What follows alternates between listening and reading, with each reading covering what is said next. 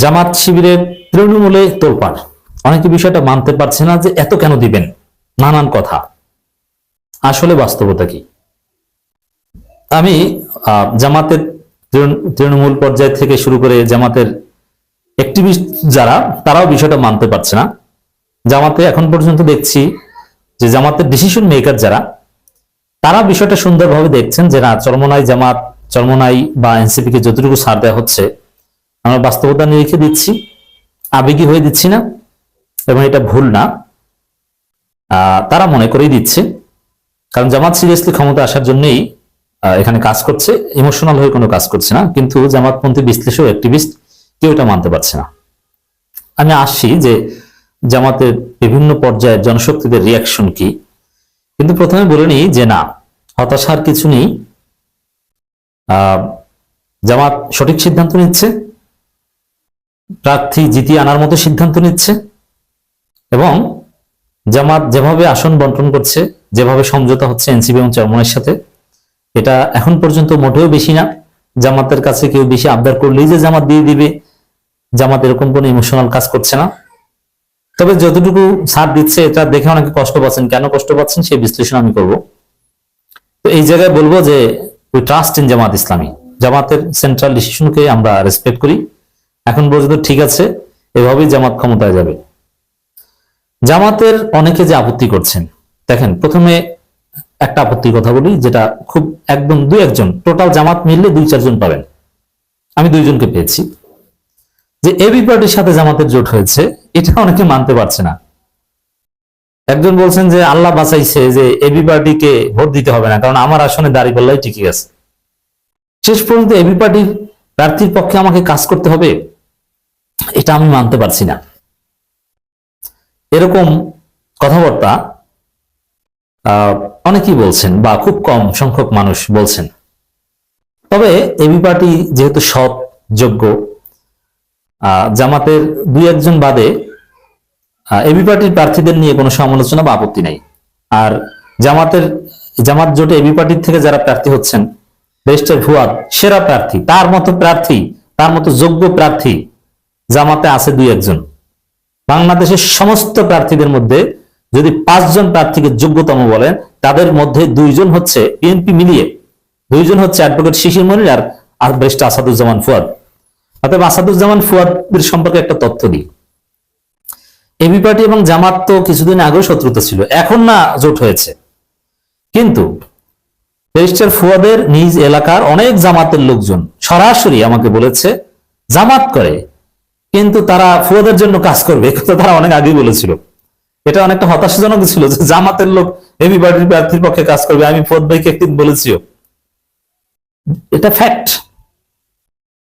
এর মানে ভদ্র ছেলে, ভালো ছেলে, কখনো কাউকে আঘাত করে কথা বলেন নাই, কারোর সাথে বেয়াদবি করেন নাই। জামাতের ওইভাবে সমালোচনা ফুয়াদ ভাই করেন নাই। তিনি তার রাজনীতি করছেন, তার থিওরি দিয়েছেন, এবং টকশোতে 71 প্রশ্ন থেকে শুরু করে নানান প্রশ্নে জামাতকে ডিফেন্ডই করেছেন, অন্য কিছু না। তো এই জায়গায় এবি পার্টির উপর ক্ষোভটা, এটা উল্লেখ করার মতো কিছু না। আর যারা এই নির্বাচনী রাজনীতিতে, এই বৃহত্তর ইনক্লুসিভ জোটের রাজনীতিতেও এবি পার্টি নিয়ে আপত্তি করছেন, এটা হীনমন্যতা ছাড়া কিছু না। কারণ আপনি এনসিপি, আপনি বিএনপি কে ভোট দিতে পারছেন অতীতে জোটের সমীকরণে, এখন এনসিপি কে দিতে পারবেন। চরমোনাইকে সারা জীবন আমরা গালাগালি করলাম, সেই চরমোনাইয়ের সাথে জোট, মানে এবি পার্টিতে আপত্তি, এটা হীনমন্যতা ছাড়া কিছু না। হ্যাঁ, এখানে তো আপনি জামাত ইসলামের আমির পদে ভোট দিচ্ছেন না। এটা একটা ইনক্লুসিভ ইলেকশন, একটা ইনক্লুসিভ প্যানেল, ইনক্লুসিভ জোট। এই দৃষ্টিভঙ্গিতে আপনাকে দেখতে হবে। অতএব মোটেও হীনমন্যতা দেখানো যাবে না। এবি পার্টির প্রার্থীকে জিতিয়ে আনার জন্য সর্বোচ্চ চেষ্টা করতে হবে। এখানে জামাত মোটেও ভুল করেনি, বরং এবি পার্টির যাদেরকে মনোনয়ন দিচ্ছে তারা আগে যারা জামাতের ছিল তাদের চাইতে যোগ্য, অবশ্যই তাদের চাইতে যোগ্য, জিতে আসার সম্ভাবনা বেশি। অতএব জামাত এখানে বুঝে শুনে সিদ্ধান্ত নিয়েছে। এরপরে দ্বিতীয় আসেন এনসিপি কে নিয়ে বেশি আপত্তি।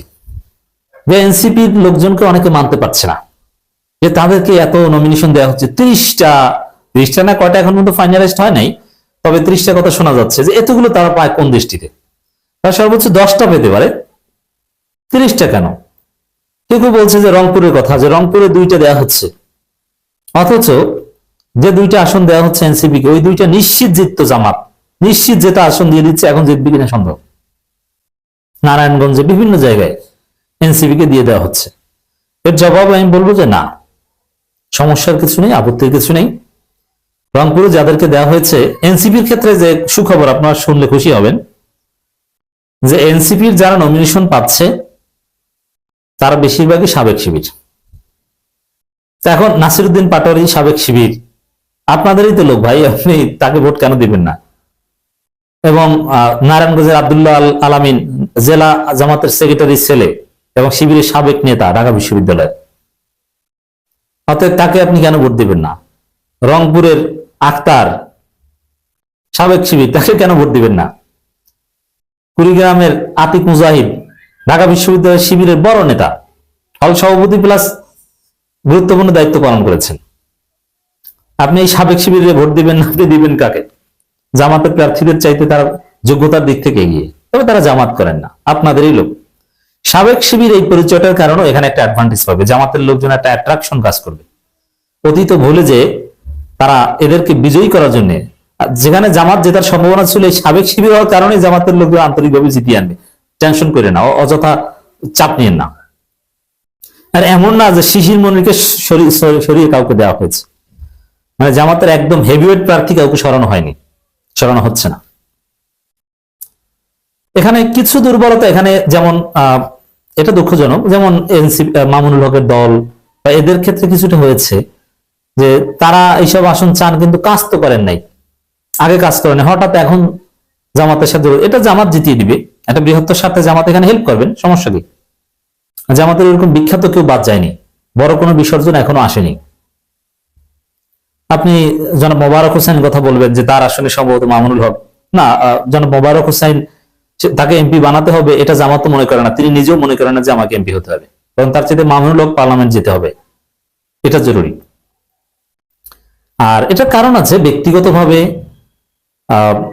হতাশার কিছু বিষয় থাকে, যে জায়গায় আপনি কাজ করেছেন, যে প্রার্থীর পক্ষে দিনরাত পরিশ্রম করেছেন, সেই প্রার্থী এখন বসে যাবে, এটা খারাপ লাগে, কিন্তু বৃহত্তর স্বার্থে এটা মানতে হবে। কিন্তু যেটা বলা হচ্ছে, জামাতের অনেকে ক্ষোভ প্রকাশ করছেন, কেউ কেউ সরাসরি ফেসবুকে লিখছেন যে আমি